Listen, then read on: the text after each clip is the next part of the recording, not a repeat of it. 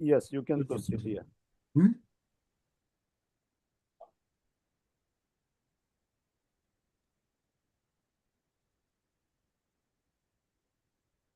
Can I go ahead, Vivek, sir? Yes, okay. Yes. Okay. So, for today's guest, we have Dr. Professor Vivek Kumar, who is a world-ranked professor in sociology, and he is a former chairperson for a Center of Study of Social System at Jawaharlal Nehru University. He was a former visiting associate professor at the Department of Sociology at Columbia University and also at Humboldt University in Germany. He has given Ambedkar Memorial Lectures at the University of British Columbia and also at York University. He has done many projects with one of the top universities like Harvard and all. He participated in World Conference Against Racism in South Africa and Parliament of World Religion in Utah. He is very famous for his book Caste and Democracy in India, and we are very happy and we are very honorable to have him today for his topic on understanding the Indian society in a South Asian perspective. So, first of all, we will welcome him and we will proceed his further session. Yeah. Welcome, sir. Thank you. Thank you very much, Anna and Pratik. Uh, and of course, my friend Ashok Chawanji, President Smita of Anna, for giving me this opportunity to engage the young audience on a topic which is very, very important for understanding their role in the society. And to begin with, I think it's important to understand their location, from where they are coming. And most of us belong to origin in India, and therefore understanding the Indian society from an academic perspective is very important.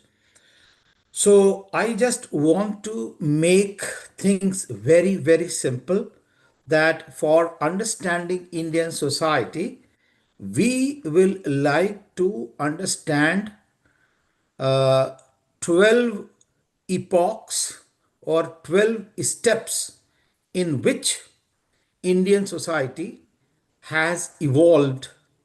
Though Indian society has a history of, some people argue, 4,000 years, some people say 3,500 years, and some others will argue that it is 2,500 years old since the birth of the Buddha, we can explain. But it is therefore important to compress and understand Indian society in this 1 hour or 40 minutes, whatever I have, so that you people can further read and understand how Indian society has evolved. One of the very simple texts which the young scholars can read is Indian Society, written by S.C. Dubey. This is actually a very, very simple book uh, published by National Book Trust of India, NBT. Then also there are, a number of other texts I am not telling you, but as and when I will be required, I will definitely like to highlight. But if you really want to make sense, these 12 epochs, 12 steps in the making of Indian society will help you very simply, and later on you can read in depth. Okay, so to begin with, we want to understand from where the Indian history begins. What is the first step in the making of Indian society, what we know today, which is very diverse and so on and so forth. So, to begin with, the first epoch in the making of Indian society is Indus Valley civilization. Indus Valley civilization, which is considered to be the beginning of Indian history. And we came to know only in 1921 that Indian history begins from Indus Valley civilization. Earlier, we were talking about that Indus Valley civilization is not the beginning, rather, it is the uh, uh, Vedic society. But then there was a excavations, archaeological excavations, in which we have found the history of Indus Valley civilization. This is also known as Harappan civilization by the name of the ancient city called Harappa. Now, this is an urban civilization in which we can see that roads were cut at the 90-degree. That means there were cities which were very planned and developed cities. I think you can read further, but because of paucity of time, I will not elaborate much.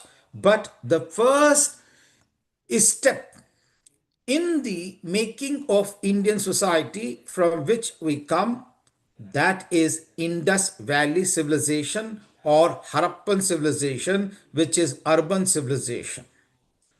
It had, number of groups, but its merchant group was very dominant, and they have trade relations with Mesopotamia, the other developed civilization. They had a storage of granaries as well. And also they knew the sea route.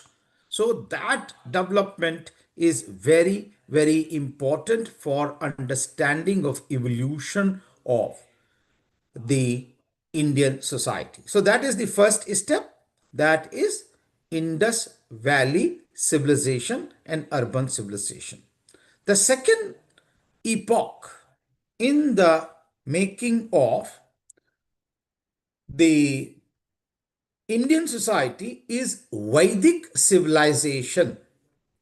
This Vedic civilization is important to understand the diversity in Indian society because all the four Vedas were written during this period. We know there are four Vedas on the basis of which Indian philosophy is actually supposed to be considered. And these four Vedas, actually, especially one Rig Veda, is responsible for the development of four Varnas, four classes: Brahmin, Kshatri, Vaishya, and Shudra. Not only that, after few, actually, after the few developments, there is later Vedic period in which gods were also formed. The temples were brought. Earlier there were no temples. It is only in the later Vedic the temples were brought in. And to justify the existence of God, big hymns or big texts were written like uh, Ramcharit or Ramayana or Mahabharata. They all were actually written so that you can identify the gods, who was who. So this all construction belongs to Vedic period.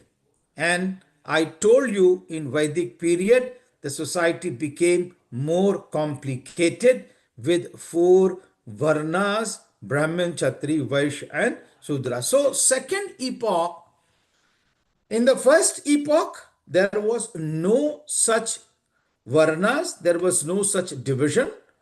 But in Vedic period, there was division in the four Varnas, and later on, of course, the other Varnas were born. I am just restricting myself so that if you ask question, I can further. The second actually uh, epoch, the second step in the making of society as it was developing, there emerged lot of protest movements. I call them as the third step in the making of Indian society. The, the protest movements, one was Jainism and second is Buddhism. So Buddhism is born in the third epoch in the making of Indian society, where they were trying to protest against the bigotry and rigidity of the Vedic period.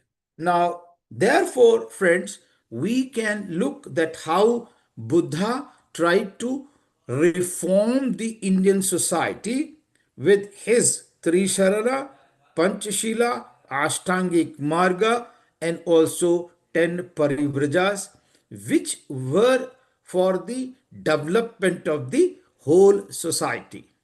It is also argued that there were very developed universities during this period, and one very important university is Nalanda, where it is said that in 6th century BC there were 10,000 students in residential university with 100 courses which were run. So it was international university. There were one other university I would like to name, Vallabhi, where the vice chancellor was a woman. So that development can be understood, which gave India world over the leader, that was a spiritual leader of the world during this period.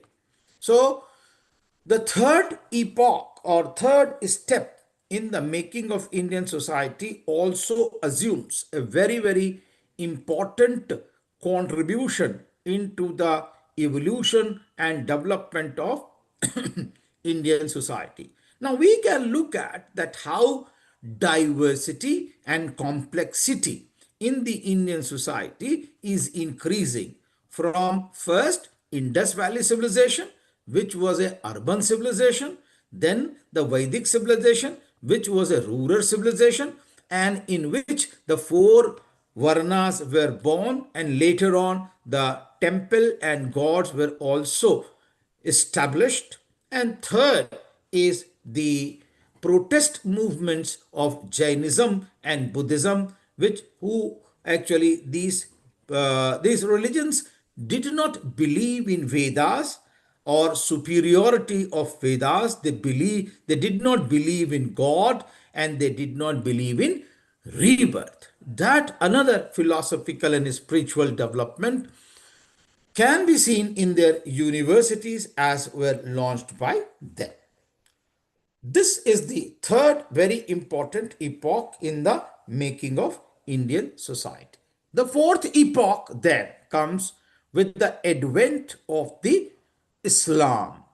The people who professed Islam, they started appearing, and it is somewhere 700 or 880, 79 AD, 700 and 780 AD or 88 AD, when the Islam started coming to India.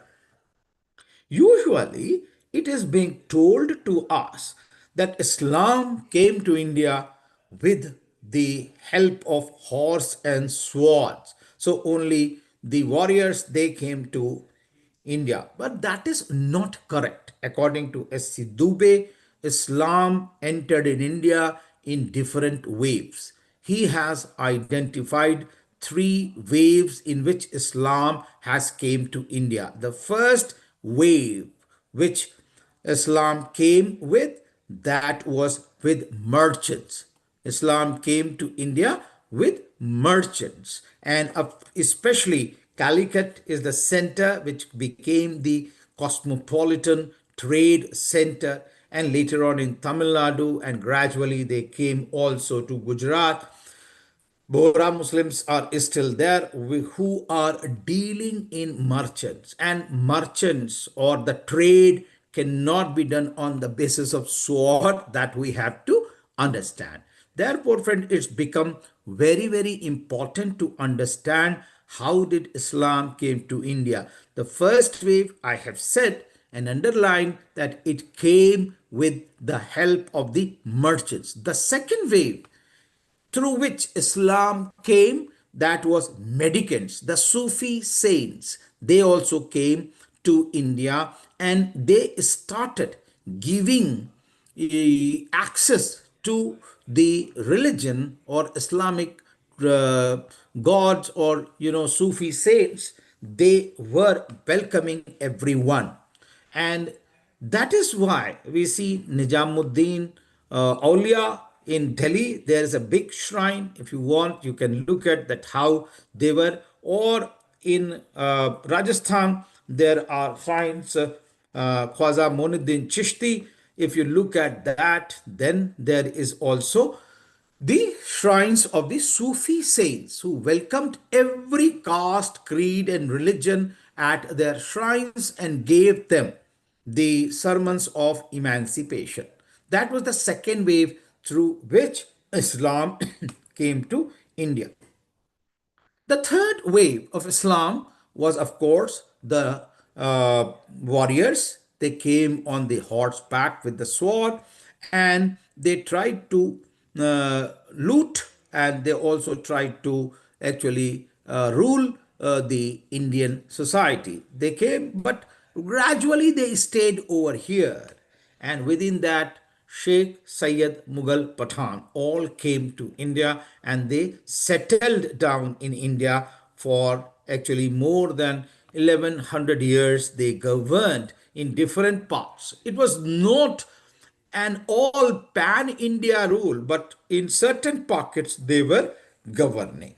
On that basis, we can look at that how in the fourth epoch, fourth step in the making of Indian society, Islamic governance changed the number of aspects of Indian society. One was, of course, the king who was a sultan. Now, the land tenure system, the zamindari, the mehalwari, and the talukidari all were introduced for taking up the zamindars or the growing of agriculture and governing that. So that was the another contribution. They also introduced new system of education. Persian, Arabic was also introduced in India. And during this period, another language emerged, and that was Urdu.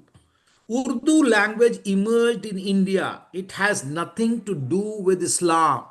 That I think a very, very different understanding that people try to associate Urdu with Islam, that is not a very good analysis, friends, because Urdu is actually an Indian language which emerged, though it has words of Arabic and Persian, but it also has words of Sanskrit. Therefore, Urdu, if people are trying to learn Urdu, don't think that you are actually not, in right direction. You can, of course, learn.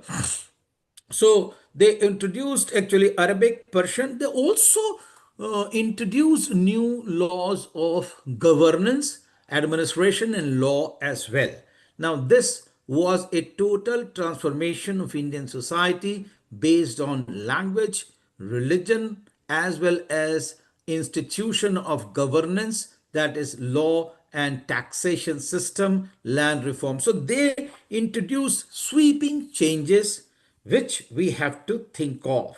The new cuisine, the biryani is still very, very popular. This was brought by them, and it is still stays with us. Now, in that context, the fourth epoch, friend, becomes very, very important as far as development of India is concerned, because another religion was added to India. There was the Brahmanic religion, Vedic religion, there was Buddhism, there was Jainism, and now there was Islam. Now, after this, the fifth very important epoch in the making of Indian society is the uh, we call them as uh, the saint poets, the revolution brought by the saint poets. We call is like, for example, Ravidas and Kabir. They were two saint poets, and this epoch is known as Bhakti movement of Bhakti. In this, many reverent groups were born. One group worshipped the idol of the gods. They were actually considered as Sagun Shakha of the Bhakti movement. That means they revered anthropomorphic structure of the god. But there was another group which was considered as Nirgun. They did not worship any idol, like Ravidas, Guru Kabir, Chokha, and so on and so forth. They said that there is no God for us. We have God in our heart, and therefore we will not believe in any idol. And therefore, the contribution of the Nirgun, the people or the saint poets who did not believe in God or the structure of the God, is again our very, very important epoch. And they gave us a utopia, they gave us an imagination of an egalitarian society. For example, Ravidas gave Begum Pura, there is no sorrow such like, and Kabir gave Prempur. There was also their contribution that how an egalitarian society will be formed, and they said we have to annihilate the caste. You imagine how Baba Sahib Ambedkar was actually writing a text in 19th century, annihilation of caste, and how Kabir was arguing जात जात में जात है तिन Kellen के पात रैदास न मानुख बन सके जब तक जात न जात. That means he was talking about unless and until caste goes away, human being will not be human being. Therefore, friends, when we draw a line from Indus Valley civilization, then actually Buddhism, and then we have the saint poets who did not believe in any type of God. There is a line which is drawn by us. That is the people who revere Buddha. There is a line who revere Baba Sahib Ambedkar, Phule, or others. So there is a clear line of the philosophy. Those who did not believe in God, those who did not believe in Bhagya, that is luck, and also in Vedas. Now, this we have to understand that this also is a contribution into the making of Indian society. So there are two parallel philosophies which are going in the Indian society. The other, I was telling, there are two streams in the Bhakti movement, one who believe in the God and others who did not believe in the structure of God. So those who believe in the God structure, they produced like Ramayana and Gita. They were all written during also this period. So they were revering that, and therefore we can see that again two division of philosophies they were there. So this is the fifth epoch in the making of the Indian society. Now I come to the sixth epoch or sixth step to understand into the making of Indian society, and this is emergence of Sikhism.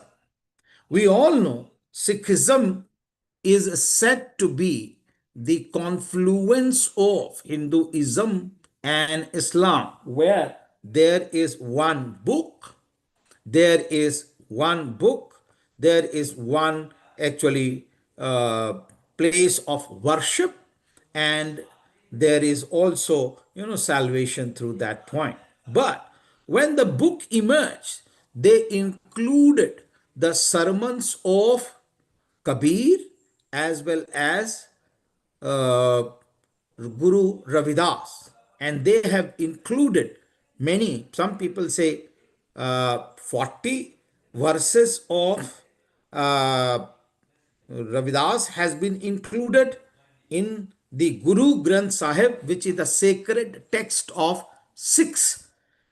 And some people say that there are also the dohas, the sermons of Kabir.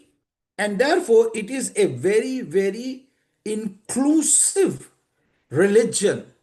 Sikhism is a very inclusive religion which also included. And in India, we know that Punjab is dominated by Sikh religion. And now Sikhs are all over the world where they have gurudwaras and they visit there. So, sixth, but what is important for the Sikh that they also contributed in the development of Indian economy through their agriculture produce. And it is considered that the wheat production is maximum in Punjab. So they are contributing there. And the holy places, as you all know, Amritsar Golden Temple is their holy place where they all go and revel.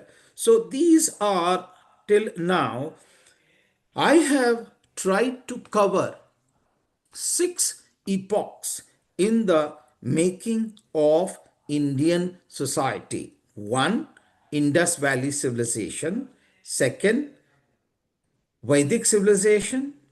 Third, the protest religions, Jainism and Buddhism. Fourth, advent of Islam. Fifth, the Bhakti movement. And sixth is emergence of Sikhism. Now, we know that here, if you stop and ponder the Vedic religion, the Brahminic religion, or the sacred texts, the second, the Jainism and Buddhism, and fourth, we have Islam. Now, fifth, we also have we have Sikhism. So these religious diversities starts emerging in Indian society as we grow. So we have to really understand the Indian society through very simple steps. And then, if you really want to further read, you can read each step further. There are texts, there are books, there are articles, and you will know the intricacies. I come to the seventh epoch. In this seventh epoch, we try to look at that how advent of Europeans starts in Indian society. The first, the Portuguese came to India 15th century AD. They started coming in. Portuguese, but they did not actually have a very great rule. After Portuguese, there were Dutch, and third, there were French.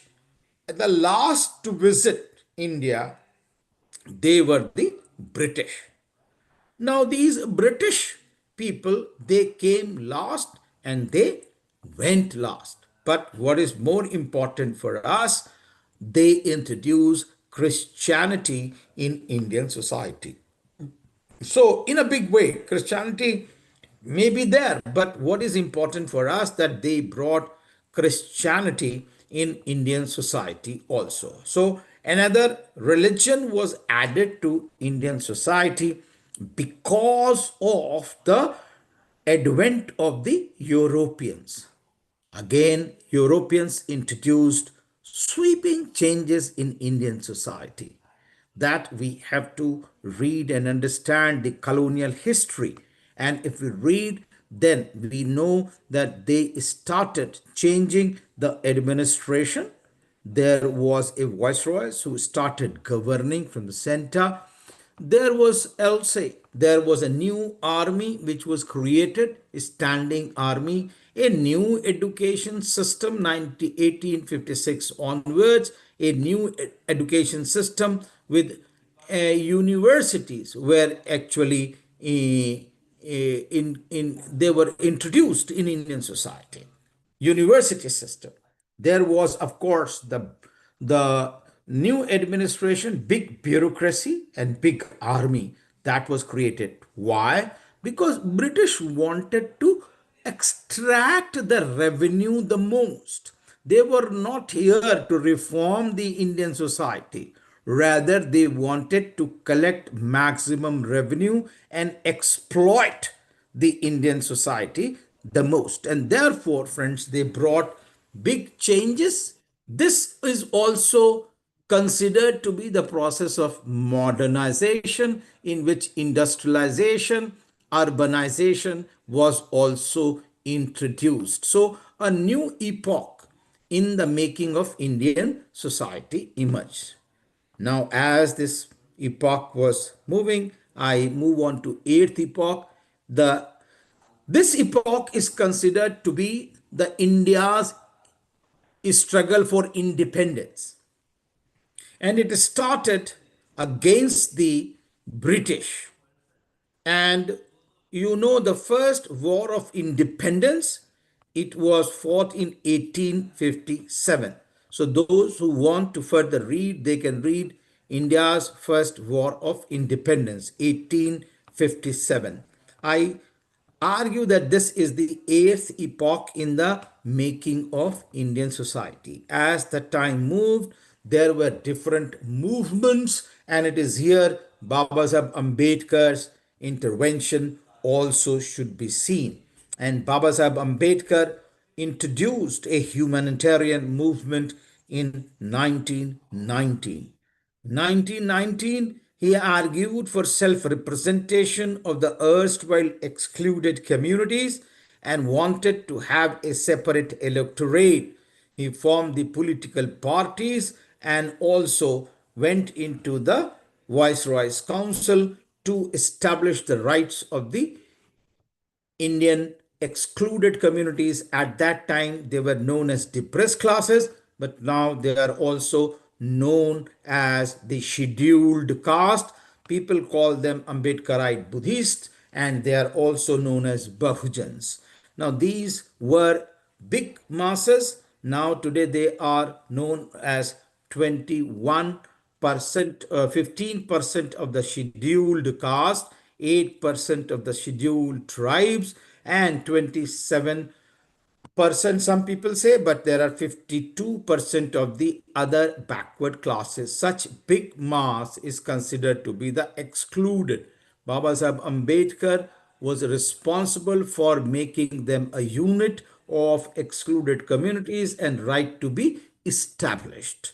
During this period, there were four other movements. One, actually, we know the civil disobedience movement. We also knew Quit India movement, and also we knew that Muslim League movement started emerging during this period only, which started demanding separate India.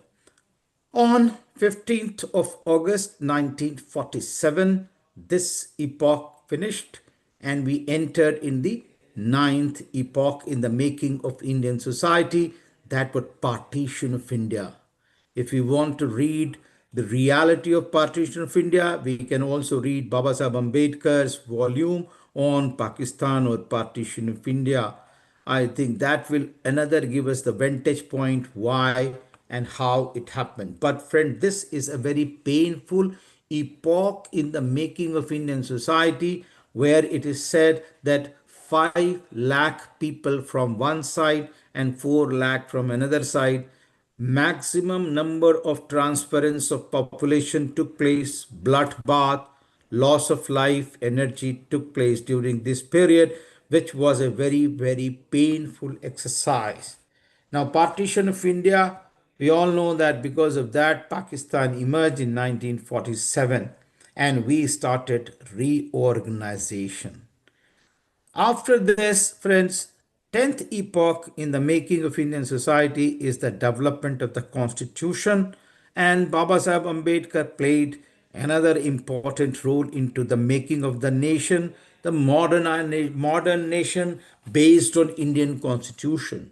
And we know that this epoch, actually constitution making, it took 2 years, 11 months and 18 days to form our constitution, and in which our constitution 395 articles and 8 schedule was born with special rights to the excluded communities of scheduled caste, scheduled tribes, women and minorities. They got their fundamental rights.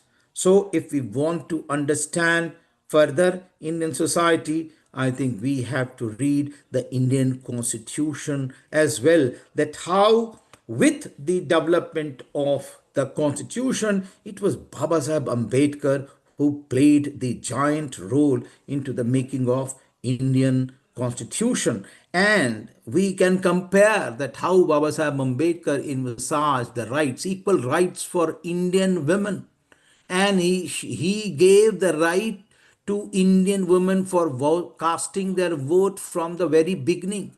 Though we know that American society or America gave it actually 100 years of their formation, but Baba Sahib Ambedkar gave the voting rights and other equal rights to Indian women after with the promulgation of the Indian Constitution.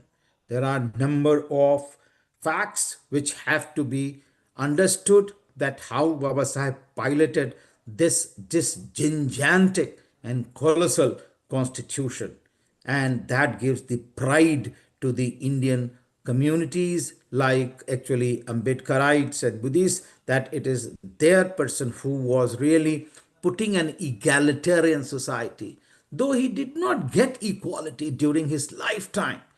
But when a chance was given to him, he contributed the egalitarianism in Indian society with equality, liberty, and fraternity. Of course, he did not take this equality, liberty, and fraternity from French Revolution.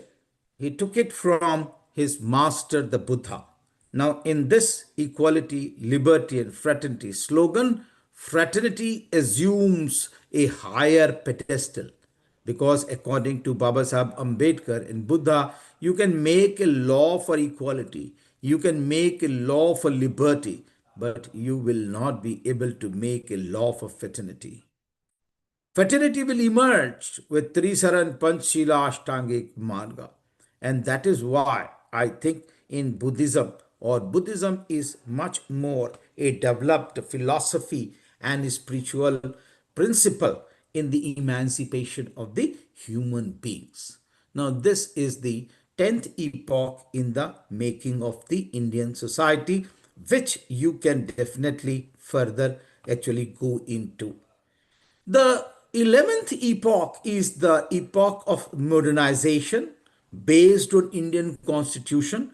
Different institutions, they have been developed: the judiciary, bureaucracy, university, civil society, industry, media. All these institutions are based on Indian constitution, and if there is a certain problem, the Indian constitution has contributed into the development of these institutions. India actually have a very different economic system. We call this as mixed economy. That was the modernization process with a planning commission at the center. This mixed economy is different from the private or the developed first world economy. The first world economy, like America, they had three different institutions: economy, society, and polity. That means politics will decide the developmental model, and private economy. Economy was totally private hands. and then there was a civil society. But in India, we had four institutions. One was the polity, which decided the developmental model. We had private sector also. We had civil society. But the fourth sector was public sector, in which government was trying to produce even iron, petrol, gas, and so on and so forth. So they have number of companies. Even they had hotel companies as well, hotel as companies. So they were running hotels, they were running gas stations, they were also running petroleum production, they have steel production, and so on and so forth. So there is a unique aspect of modernization and development of the Indian society, which has actually a different economic model. We call it as mixed economy with a planning commission. We neither sided with America nor we sided with Russia, the second model. We had an independent status. We call it as non-aligned movement. And we also formed SARC, that is South Asian Regional Cooperation, in which there were 8 countries of South Asia: India, Sri Lanka, Nepal, Pakistan, Bangladesh, Bhutan, Maldives, and Afghanistan. They formed 8 state, and they were considered to be South Asia nations. Now, in this way, the modernization aspect was a mixed model. And therefore, friends, we can understand that Indian society was actually marching from tradition to modern or modernity. The last epoch, the 12th, is globalization. Now, globalization, as we all know, began in 1990, and India was part of that globalization. Now, this globalization as a process is a cultural process in which the culture produced in the West or in different parts of countries, they come to India. I will say that we can understand globalization not as a homogenization process. It is multiple process that we have to understand if we want to understand globalization, because people are saying that with the development of globalization, world will become a small village, and everything what is possible, what is actually available in one part of the world will be available in the other part of the world. For example, internet or Apple phone or McDonald burgers or Kentucky chicken, Subway, everything available in different parts of the world. So there is an apparent homogenization in the world. It looks that everything is there. But friends, that is only one part. That is only one aspect of development of the cultural mobilization or globalization. But parallel to homogenization, there is a process of pluralization. I call it as pluralization. What is pluralization?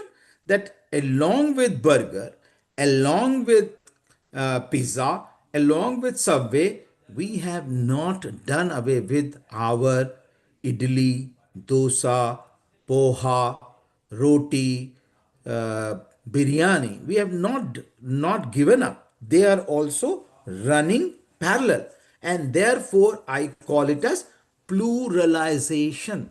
That means on the one hand, the culture, the bouquet of the one, they are there. On the other hand, there will be the Indian cuisine will also be there. So we can understand Indian society in this pluralization. The third aspect of this globalization is hybridization.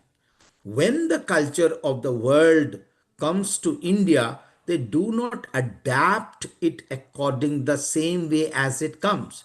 Rather, it perpetuates certain part and then actually they include their own aspect and produce a new variety. I will give example of McDonald vegetable burgers. Now, world over, there is this process of producing, McDonald burger with beef or ham. But now we can see that there is a vegetable burger. In India, we have taken out beef and ham and we have included the potato tikki, the aloo ki tikki in the uh, McDonald burger, and we have produced vegetable burger. And that is what is known as hybridization. Similarly, the MTV Hindi channel, which gives actually music of pop, but the words are Hindi, the Punjabi pop. This is all nothing but hybridization. And therefore, the equation one world, one culture is not possible. Even in the era of globalization, there will be pluralization and hybridization rather than homogenization. Last thing is that the availability and accessibility and adaptability are three A's in the era of globalization. Things are available because of globalization. Apple phones are available everywhere. But in India, people cannot afford. So it is not accessible to them. For example, McDonald burger is available, but can the poor people who has an income of $1 per day, $1 per day, and the Subway or McDonald burger, they cost $1 at least. So can they eat three squares meal a day in $1, or they will only eat one burger in the morning or in the afternoon and they will not eat anything else? So things are available, but they are not accessible or affordable. And then adaptable. Adaptability is also very important. Burgers, Subway, Kentucky Chicken, or Levi's jeans are all there. But are people adapting to them? They cannot eat three squares meal a day, same burgers daily, or Kentucky chicken daily, or actually three times a day. They will need their dal chawal.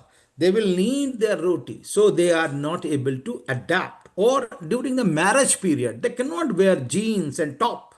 They will have to wear a sari or a lehenga or a sherwani. So adaptability is also a very important aspect of the globalization.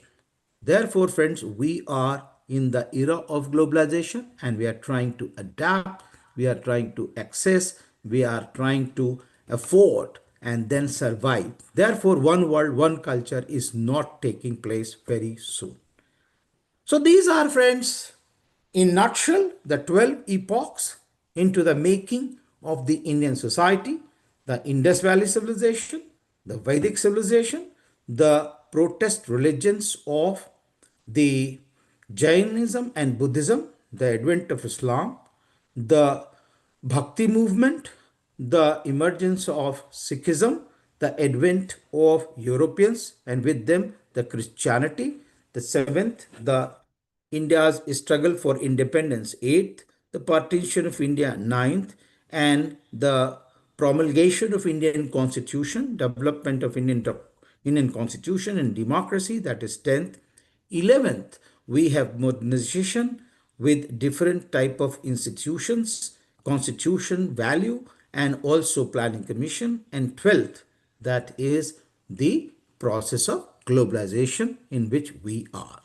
So if we want to understand Indian society, we can understand each epoch with the help of further reading. Thank you. I'll stop here.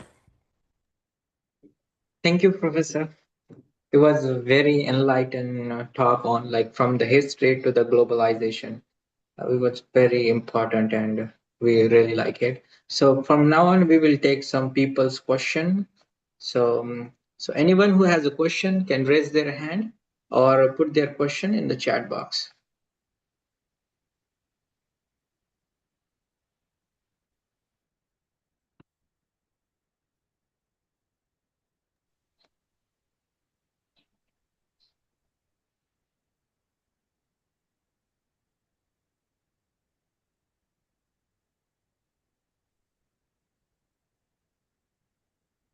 Uh, Rakesh, please go ahead. So, Jai Bhim, Professor Vivek Kumar, thank you for your detailed uh, explanation on the epics of Indian society.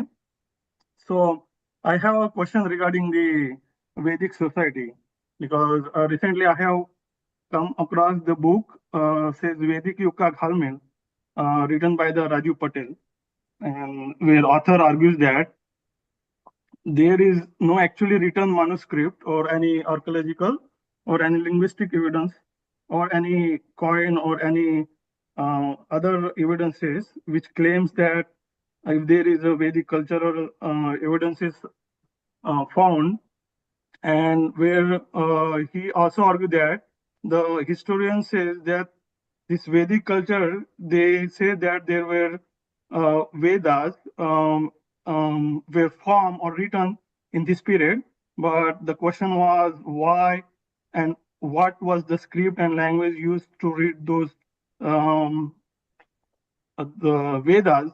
So and the writer also argues that whether these Vedas were written in Sanskrit, then what was the um, how the Sanskrit is evolved, whether it is evolved from Pali Prakrit or and then after that hybrid Sanskrit. So these are the notions we're coming across a lot recently, and they are arguing that whether Vedic society was there or not, or it was a Buddhist culture all along the society, Indian society, and then Vedic culture or society was introduced later on in some part of 7th or 8th century later on. So if you have any um, explanation on that, it will be great. Thank you, sir.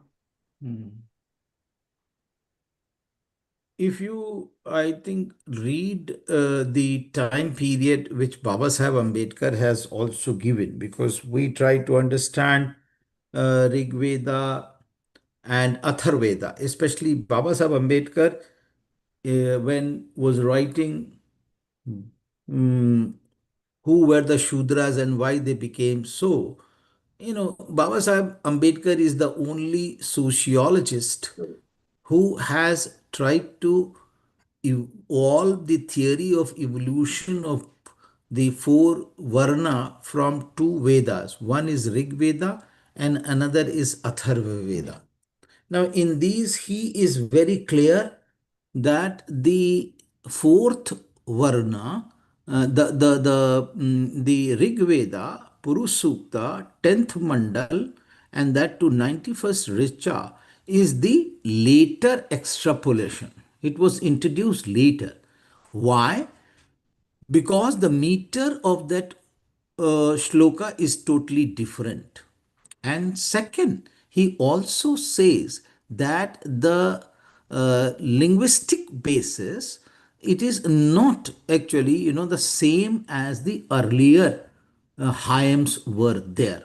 So there is a very important question that he raises, that yes, there is this question that this shloka was or hymn was later introduced. That means Panini comes very late with Ashtadhyayi, and we know that how Sanskrit was made difficult because of Panini's grammar. Earlier, it was a mass language that Sheldon Pollock, a Sanskritist from Columbia University, has brought out that Sanskrit was never a Devavani. Sanskrit was a language of the masses.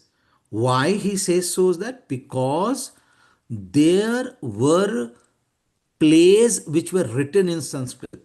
And he gives example of Abhigyan Shakuntalam, which is the Sanskrit language play. Now, plays are not written in the elite language. Plays are written in common man's language. Now, therefore, Sanskrit was never considered to be a Dev language which was made out later on.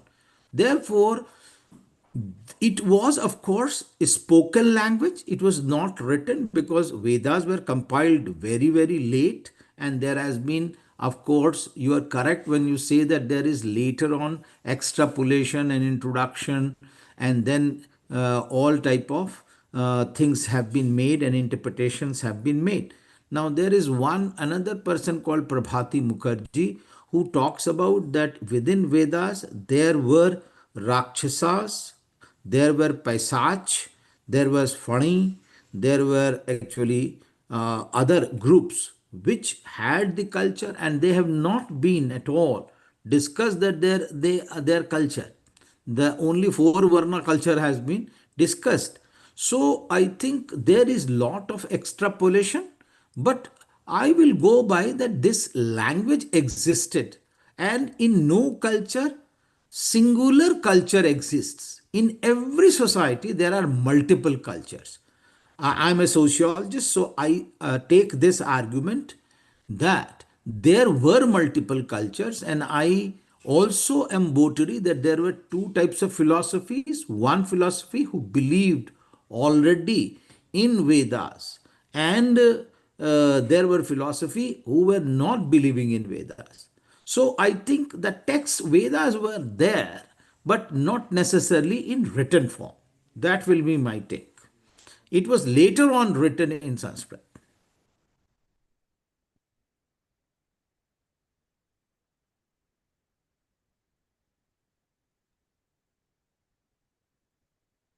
Okay, thank you, sir. Thank you.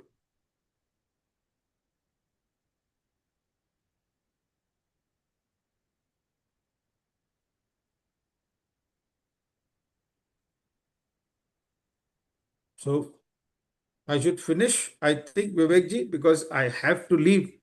Yes, so I will, yeah, this is Vivek here. Yeah, Thank Vivekji. you for coming. Thank you for coming over and conducting such a, giving us such an insightful talk on the perspectives of South Asian Asia. And I have a question, sir, in regards to the globalization.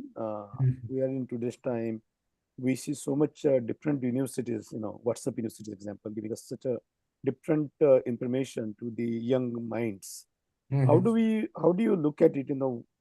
Where do the youngsters or the generation today, uh, where they should look at it, and which information should be extrapolated in the context to understand the right understanding and Yeah. and move forward.